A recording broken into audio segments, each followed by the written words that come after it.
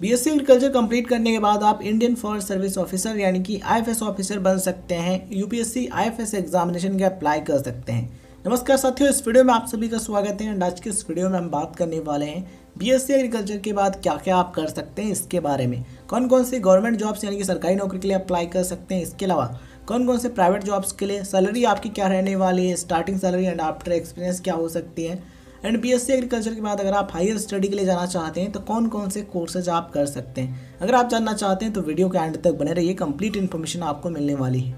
तो आइए सबसे पहले बात करते हैं गवर्नमेंट जॉब्स के बारे में जिनके लिए आप अप्लाई कर सकते हैं बीएससी एग्रीकल्चर या फिर बीएससी ऑनर्स एग्रीकल्चर कंप्लीट करने के बाद।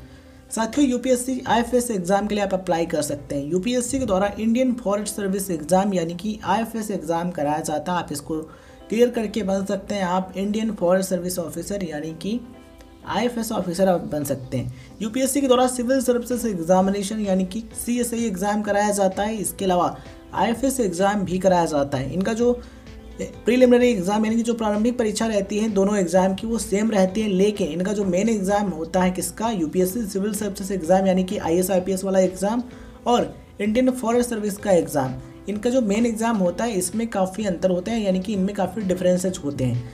तो आपको क्या करना है, अगर आपको इंडियन फॉरेस्ट सर्विस एग्जाम की तैयारी शुरू करनी है तो सबसे पहले आपको इनका जो एग्ज़ाम पैटर्न है इनको देखना है एंड उसके बाद आपको तैयारी शुरू करनी है। आइए बात करते हैं नेक्स्ट एग्जाम की। नेक्स्ट है आरआरबी एसओ एग्जाम। आप दे सकते हैं आरआरबी एसओ एग्जाम और आप बन सकते हैं एग्रीकल्चर ऑफिसर यानी कि एओ बन सकते हैं। इसके अलावा NABARD assistant manager grade A and grade B, ये जो पोस्ट है इनके लिए आप अप्लाई कर सकते हैं।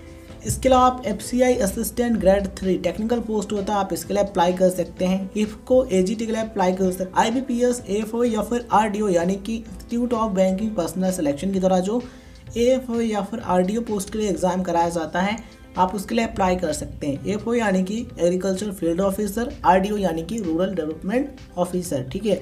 तो ये जो पोस्ट है आप इनके लिए भी आप आवेदन कर सकते हैं। तैयारी करके एग्जाम क्लियर करके आप बन सकते हैं।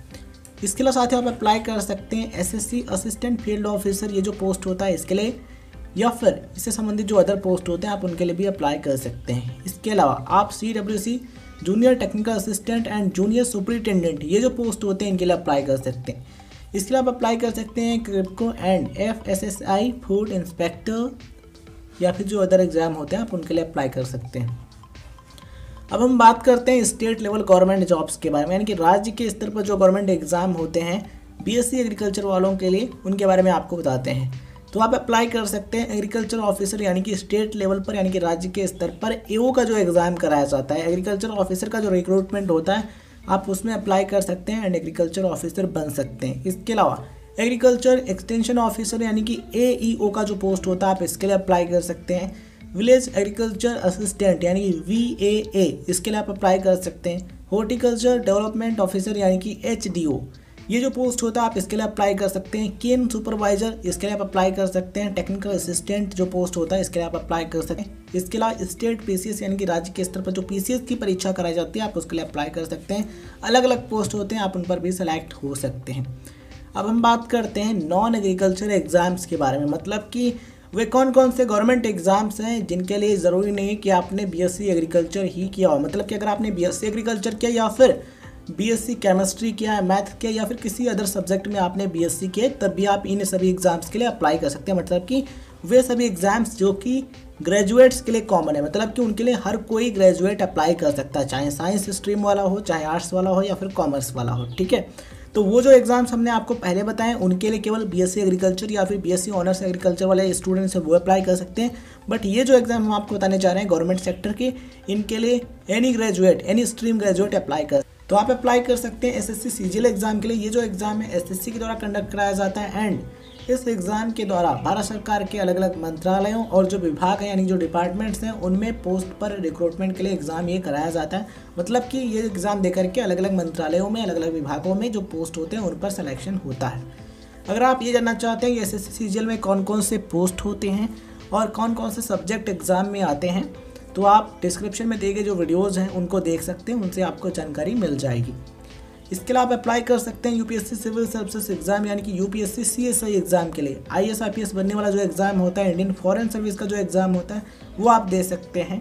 इसके अलावा आप RRB NTPC का जो एग्ज़ाम होता है आप उसके लिए अप्लाई कर सकते हैं। ग्रेजुएशन के लेवल पर जो पोस्ट होते हैं आप उनके लिए अप्लाई कर सकते हैं। स्टेशन मास्टर आप बन सकते हैं। इसके अलावा गुड्स गार्ड और जो पोस्ट होते हैं जो कि ग्रेजुएट लेवल के होते हैं आप उनके लिए अप्लाई कर सकते हैं। इसके अलावा आप अप्लाई कर सकते हैं स्टेट PSC एग्ज़ाम के लिए। स्टेट पब्लिक सर्विस कमीशन यानी कि राज्य लोक सेवा आयोग के द्वारा जो एग्ज़ाम कराया जाता है, जिसके अंदर बहुत सारे पोस्ट होते हैं, जैसे कि डिप्टी कलेक्टर का पोस्ट होता है, TSP का पोस्ट होता है। इसके अलावा BDO यानी कि ब्लॉक डेवलपमेंट ऑफिसर और भी बहुत सारे पोस्ट होते हैं, आप उनके लिए अप्लाई कर सकते हैं और डिप्टी कलेक्टर बन सकते हैं या फिर आप TSP बन सकते हैं, deputy superintendent of police, block development officer और भी पोस्ट होते हैं, उन पर आप सेलेक्ट हो सकते हैं। ठीक है, तो बहुत सारे ऑप्शंस आपके सामने रहते हैं, बट आपको देखना है कि हमें किस फील्ड में जाना है, ये आप तय कीजिए और उसके लिए मेहनत करना शुरू कर दीजिए, अच्छे तरीके से पढ़ाई कीजिए। ठीक है, तो आप इन सभी एग्ज़ाम के लिए अप्लाई कर सकते हैं। अब हम बात करते हैं कि गवर्नमेंट जॉब में सैलरी कितनी मिलती है। यहाँ पर हम बात करेंगे इन हैंड सैलरी के बारे में, मतलब कि जो अलाउंसेज मिलते हैं उनको ऐड करते हैं और जो डिडक्शन होता है उसको हटा दें। ठीक है, मतलब कि नेट सैलरी क्या होती है। तो देखिए, यहाँ पर सैलरी डिपेंड करेगी कि आप कौन सा एग्ज़ाम देते हैं और किस पोस्ट पर सेलेक्ट होते हैं, क्योंकि अलग अलग जो पोस्ट होती है उन पर सैलरी काफ़ी अलग अलग होती है। तो अप्रॉक्सीमेटली सैलरी हम आपको बताते हैं, मतलब कि लगभग सैलरी कितनी मिलती है। तो यहाँ पर हमने जो आपको गवर्नमेंट जॉब बताई है, बहुत सारी गवर्नमेंट जॉब आपको बताई हैं, तो इसमें कुछ गवर्नमेंट जॉब जो हैं उनमें आपको स्टार्टिंग सैलरी 30 से 45 हज़ार रुपये पर मंथ मिलेगी। इन हैंड सैलरी 30 से 45 हज़ार रुपये, कुछ में आपको 40 से 45 हज़ार रुपये, कुछ में आपको 45 से 50 हज़ार रुपये। एंड जो कुछ गवर्नमेंट जॉब्स बताइए इनमें आपको स्टार्टिंग सैलरी 62 हज़ार रुपये एंड एक्सपीरियंस हो जाएगी तो आपकी जो सैलरी है 80 के यानी कि 80 हज़ार रुपये या फिर इससे ज़्यादा भी हो सकती है, 1 लाख प्लस भी हो सकती है। डिपेंड करेगा कि आपका सिलेक्शन जो है किस पोस्ट पर हुआ है एंड किस डिपार्टमेंट के अंतर्गत आपको पोस्ट मिली है। ठीक है, तो स्टार्टिंग में सैलरी आपकी कम रहेगी, लेकिन जैसे जैसे आपका एक्सपीरियंस बढ़ता जाएगा सर्विस में, आपका प्रमोशन होता जाएगा, सैलरी आपकी बहुत अच्छी हो जाएगी। अब हम बात करते हैं प्राइवेट सेक्टर जॉब्स के बारे में। तो प्राइवेट सेक्टर में आपको सेल्स ऑफिसर का पोस्ट मिल सकता है, असिस्टेंट मैनेजर का पोस्ट आपको मिल सकता है, या फिर इससे संबंधित जो अदर जॉब प्रोफाइल्स होते हैं उन पर आप सेलेक्ट हो सकते हैं। प्राइवेट सेक्टर में अलग अलग जो कंपनीज होती हैं उसमें अलग अलग पोस्ट होते हैं, अलग अलग जॉब प्रोफाइल्स होते हैं, तो उन पर आप सेलेक्ट हो सकते हैं। तो आइए अब हम बात करते हैं प्राइवेट सेक्टर सैलरी के बारे में, मतलब कि अगर आपको प्राइवेट सेक्टर में किसी प्राइवेट कंपनी में जॉब मिलता है तो अब आपकी सैलरी क्या हो सकती है। तो आपकी जो सैलरी है अप्रॉक्सीमेटली 35 से 90 हज़ार रुपये पर मंथ हो सकती है। डिपेंड करेगा कि आपको किस कंपनी में जॉब मिला है एंड ये चीज़ आपके नॉलेज और स्किल्स और एक्सपीरियंस पर भी डिपेंड करती है। अगर आप फ्रेशर रहेंगे तो स्टार्टिंग सैलरी कम रहेगी, लेकिन जैसे जैसे आपका एक्सपीरियंस होता जाएगा आपकी जो सैलरी है बढ़ती जाएगी। अगर आप उससे भी बेहतर कंपनी ज्वाइन करेंगे तो वहाँ पर आपको बेहतर सैलरी मिलेगी। तो स्टार्टिंग आपकी 35 से 90 हज़ार रुपये तक हो सकती है और 35 हज़ार रुपये आपकी सैलरी स्टार्टिंग होगी, 40 हज़ार रुपये होगी, 50 हज़ार रुपये होगी। ये डिपेंड करेगा कंपनी पर और आपके पर कि आपको कितना नॉलेज है इस फील्ड में एंड कितना स्किल्स आपके पास है। ठीक है, तो ये भी चीज़ें होती हैं। अगर आपको प्राइवेट सेक्टर में जॉब करना है तो आप अपनी स्किल्स पर फोकस कीजिए, नॉलेज बढ़ाइए एंड अच्छी अच्छी कंपनीज़ में आप अप्लाई कीजिए।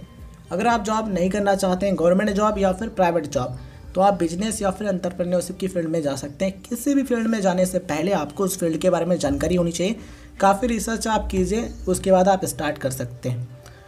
अगर आप हायर स्टडी करना चाहते हैं तो अगर आप BSc एग्रीकल्चर कंप्लीट कर लेते हैं, BSc ऑनर्स एग्रीकल्चर, देन आप अप्लाई कर सकते हैं MSc एग्रीकल्चर के लिए, या फिर आप PhD कर सकते हैं, MBA भी आप कर सकते हैं। अगर आप BSc एग्रीकल्चर के बाद MBA करना चाहते हैं तो डेफिनेटली आप MBA कर सकते हैं। अगर आपका टीचिंग की फील्ड में इंटरेस्ट है तो आप एग्रीकल्चर की फील्ड में टीचर बन सकते हैं, टीचिंग की फील्ड में अपना करियर बना सकते हैं। मतलब कि करियर ऑप्शंस आपके पास बहुत हैं। अब आपको देखना है कि हमें किस फील्ड में जाना है, किस फील्ड में हमारा इंटरेस्ट है एंड किस फील्ड में हम मेहनत कर सकते हैं। तो आप जिस भी फील्ड में जाना चाहते हैं आप उसके लिए अच्छे तरीके से जानकारी प्राप्त कीजिए, रिसर्च कीजिए एंड उसके लिए आप मेहनत करना शुरू कर दीजिए।